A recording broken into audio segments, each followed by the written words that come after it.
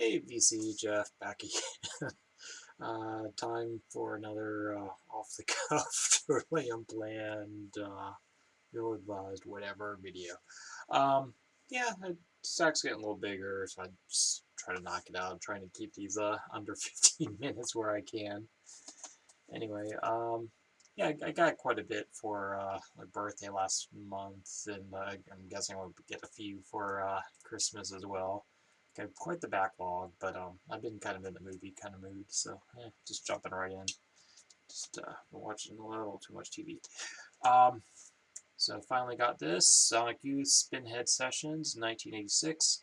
What this is, I think it's like a official bootleg. They do a lot of these, um, where the band puts it out themselves, but I'm not positive about that. Oh, it is on the Goo label though, so it's probably legit. Okay, so yeah, Sonic Youth Spinhead. It's outtakes from the 100% album. I'm pretty sure I've shown that before. It's one of my absolute favorite Sonic Youth. If you like that early period, no wavy stuff.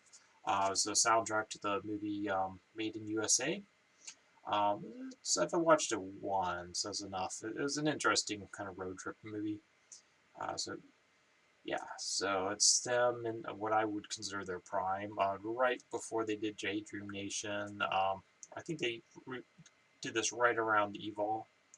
Um, but yeah, the original soundtrack is a little more repetitive. This one they're experimenting a bit more because they're just trying to get a feel for the movie and where they're going. So it does have a lot of the not a lot, but there's a couple tracks you'll definitely recognize if you're familiar with 100%, but not 100% with Made in USA, but yeah, I think this is just as good, if not in some ways better than the soundtrack, just because soundtrack's kind of hampered by just having to have like themes for certain things and it's a little more repetitive, whereas this is not as nearly as repetitive.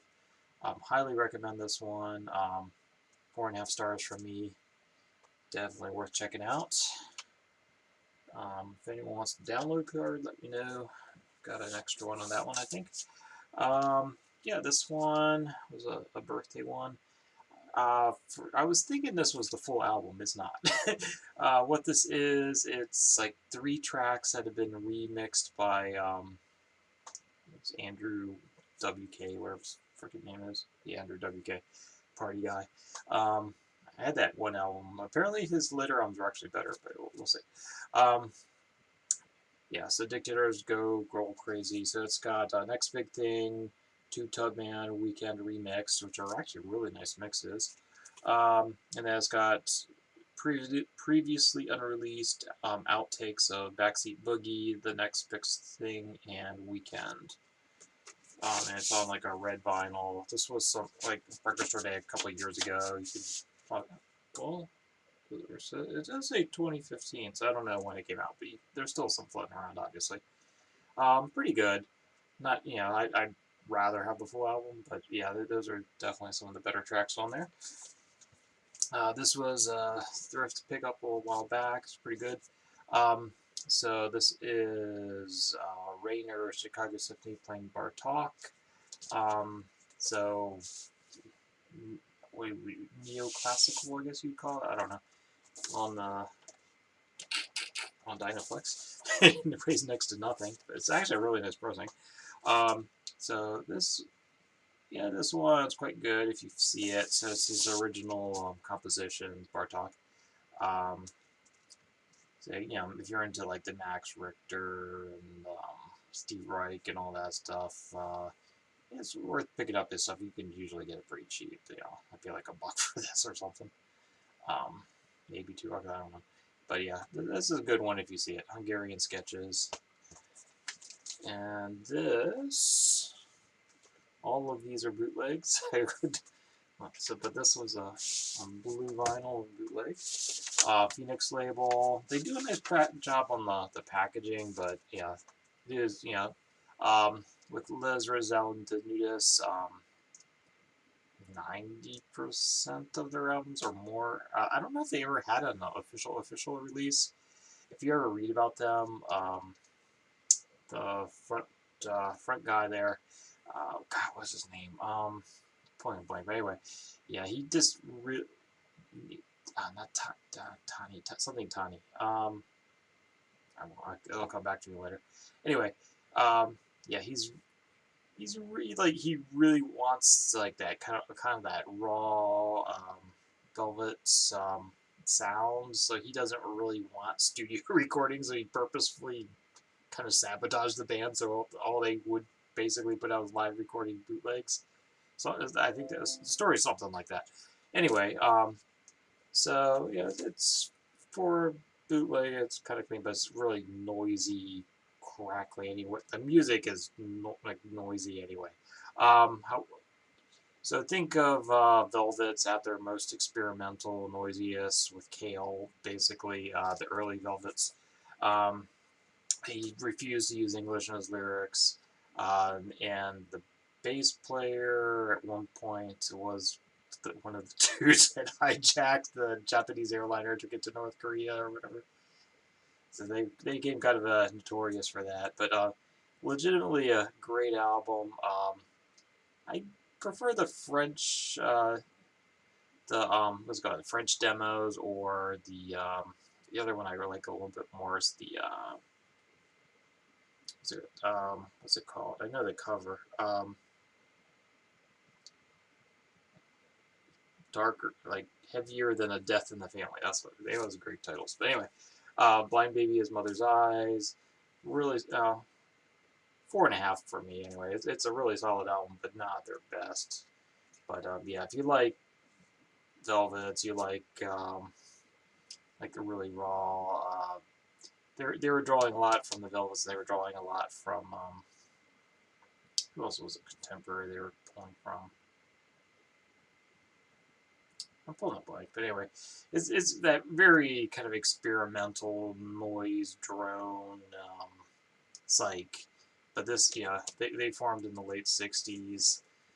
This recording, I want to say, is like mid '70s. I don't expect audiophile regardless. Yeah. This one's a limited edition of like 500, which is numbered. But like I said, they're all bootlegs. Eventually, they'll get repressed again if you can't get one. Just wait a couple years, it'll pop up again. Or you can get the CD, which is slightly easier to get a hold of. Honestly, it's just as good on CD, I guess. Yeah, I'm probably gonna start buying some more of their stuff on CD just because it's just easier to get a hold of sometimes. This one was a gift from Sean, so thank you. So this is Bunny Brains, has actually more than 4 of their albums on it, plus a DVD. Of the performance. I've listened to a couple of these. Really good. Enjoying this a lot, Sean, so thank you. At least a 4, but I've only gotten like halfway through the box so far. So excellent stuff. This one's The Men. Kind of hard to describe, but yeah, if they're from, I believe they're from upstate New York. Uh, I've heard them called a noise band, but I don't know. They have kind of more of a retro sound a little bit more on this album, but they do kind of delve into the little noisy stuff a little bit. So think of like Birthday Party or something like that. That has a little bit of that retro feel going on. John Spencer, whatever. Not quite John Spencer. Pussy Galore area, yeah. Pussy Galore era, John Spencer, Birthday Party. Has a little bit of that going on. It's a little more polished on this album compared to some of their others, from what I understand. I haven't listened to their full discography, but this one's quite solid. At least a 4 from me. Definitely going to get a lot of repetitive listens. I saw this when I was ordering something else. I know I'd streamed this quite a few times in the past, so I picked up on that because these go for next to nothing on CD. I think even the vinyl, I think, does go for more, but it's a little bit hard to get a hold of. And then, again, Sean was talking about this fellow the other day. Makeup. So Ian, was it Svezanos? Svez or whatever. The dude, the singer dude from Nation of Ulysses. A lot of side projects. Definitely a kick-ass live band. I saw them at one of their very, very first shows before they changed their name. So they were Makeup Gospel Ministries at the time, and the whole stick with them is like they're like kind of like a gospel band, so it's they're definitely a little gospel influence, but it's garagey gospel or what I don't know. They're preaching at you, preaching at the crowd, out of organ. Um, so this is a live album, live at Cold Rice. Pretty solid 4. Definitely, they're definitely a lot better. They're like Man or Astro Man. I really like them live. They doesn't translate quite as well to physical media, but yeah, still it's worth checking out. Maybe someone else should chime in with their best albums. I only have a couple of them. This one's the same guy, Ian Savizabili, that's him on the cover. Savenos, or whatever his name is. David Candy, Play Power. I believe this is on Jet Set Records, which I believe is the same as the shops because they use the same logo. Yeah, same dude, very similar in sound. I actually prefer this one to the makeup for recordings. I highly recommend this one. 4.5 stars from me. David Candy, Play Power. I think it's self-titled, or maybe it's called Play Power. I freaking don't know. But that's a really good one. I got that from a friend of mine. Another Sean one. Little odd one, SWATS. I guess it's just self-titled. Or should I say, no, SWAT, Soundtrack to the New Police State. By the shit disturbers behind Apocalypse Culture, Answer Me, and Poison Idea. So basically like experimental band of sorts with one of the dudes from Poison Idea, Apocalypse Culture, and Answer Me, whatever.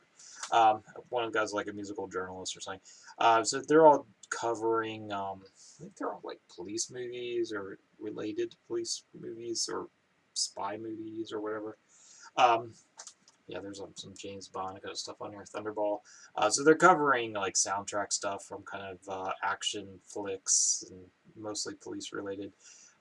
It's an interesting listen, 4-ish, maybe a little on the lower side of that, 3 3/4. I don't know. It's an interesting listen. I don't know if this is one I'm going to keep listening to over and over again, but it has some interesting stuff going on. It's interesting. I'll give it that. I'll have to listen to it again. Whether I keep it in the collection or not, I don't know. But it's an interesting listen regardless. Last one today. Again, it's one of the ones I got from a friend when he dumped all his CDs on me. Super Fantastic Mega Smash Hits. So what it is, it's a bunch of, I think this must have come out like late 90 or 95. Okay. So it's BMG, alternative acts, trying to recreate like a K-Tel record from the 70s. So it's all 70s like radio, AM radio kind of hits by alternative acts from the mid 90s. So you got like the Slugs, Bud Green, Shadowy Men on Shadowy Planet, Smashing Pumpkins. I guess before they got super big. Red Red Meat, Southern Culture on the Skids, Vic Chestnut. I'm actually starting to really get into Vic Chestnut, so I might have to actually buy some albums. Poster Children, Uncle Tupelo, Fastbacks. Actually, yeah, the Fastbacks one I remember being a really good track. They cover Rocket Man, but for the most part, it's a good concept, but most of them really didn't push it. They're really straightforward covers for the most part. Yeah, the Fastbacks version I really enjoyed because it just really worked well with Elton John material. But yeah, there's some good stuff like Vic Chestnut stuff. He did the night the lights went out in Georgia. There was a good cover, Conway, which was not a very good cover. Yeah, Red Red Me Too, I'm Not in Love, which is kind of interesting, but it kind of falls flat a bit. There was a cover, what's her name? Kung Fu Fighting, which is, it's a lot of it's just a little too straightforward on the covers, and they're not as good as the original for the most part. Only maybe a couple of these like really shine, so maybe a 3. I wouldn't go out of your way to pick this up at all. Anyway, I'm going to sign out there. It brings me right around 15 minutes. Hope everyone's well. Probably won't talk to you until after Christmas, so Merry Christmas and all that. Take care, everyone.